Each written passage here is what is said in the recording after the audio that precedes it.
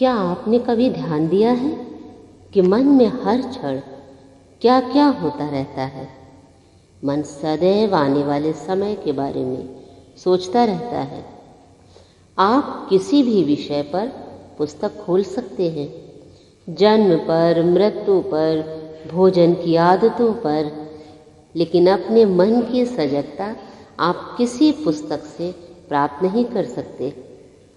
हमारा मन क्या करता है? यह भूत और भविष्य के मध्य झूलता रहता है।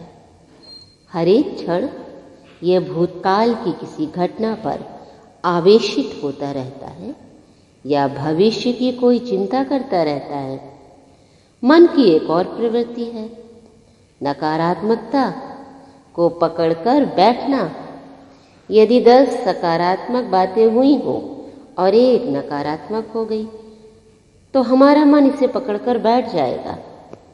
मन की इन दोनों प्रवृत्तियों में परिवर्तन करके आप अपनी बहुत बड़ी सहायता कर सकते हैं। इन दोनों के प्रति मन की सजगता आपके जीवन को बहुत सरल बना देती है। हम वास्तव में अबोध जन्म लेते हैं, लेकिन जैसे जैसे बड़े होते जाते हैं अपनी मासूमियत को खोते जाते हैं और कठोर बनने लगते हैं। इसी कठोरता को छोड़कर जानिए कि कितना कुछ यहाँ है प्रसन्नता के लिए। यही ज्ञान है और यही पूजा भी। बालक रूप में आपको कोई समस्या नहीं थी। एक दिन आप झगड़ा करते थे, लेकिन दूसरे ही दिन फिर मित्र बन जाते थे।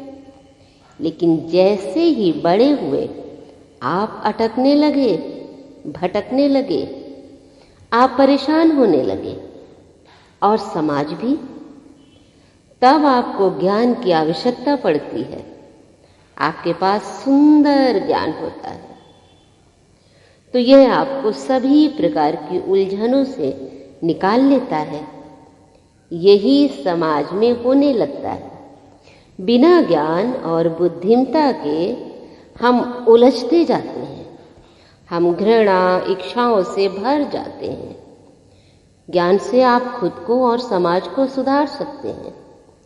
इसलिए हमें अपने मन का अध्ययन करना है, अपने आप का अध्ययन करना है। हम जीवन में कुछ सीखने के लिए बहुत सारा समय लगाते हैं, लेकिन अपने आप को जानने के लिए बहुत कम समय देते हैं। जब हम इस दुनिया में आए थे तब एक सांस ली थी और एक सांस छोड़कर इस दुनिया से विदा लेंगे। इनके मध्य को ही हम जीवन कहते हैं। हमने अपने सांस पर कभी ध्यान नहीं दिया। सांस मन और शरीर के मध्य की कड़ी है और आप इससे अपने आप को वर्तमान क्षण में ला सकते हैं। इसी तरह सेवा भी एक माध्यम है जिससे हम सब अपने अपने मन को समझ सकते हैं। जब आप जीवन का एकमात्र लक्ष्य सेवा बना लेते हैं तब आपका भय समाप्त हो जाता है। मन को एकाग्रता, कर्म को लक्ष्य और एक दीर्घ प्रसन्नता प्राप्त होती है। हमें बुद्धिमान होना होगा, ज्ञान में रहना होगा, हमें सजग रहना होगा। ये बहुत आवश्यक है।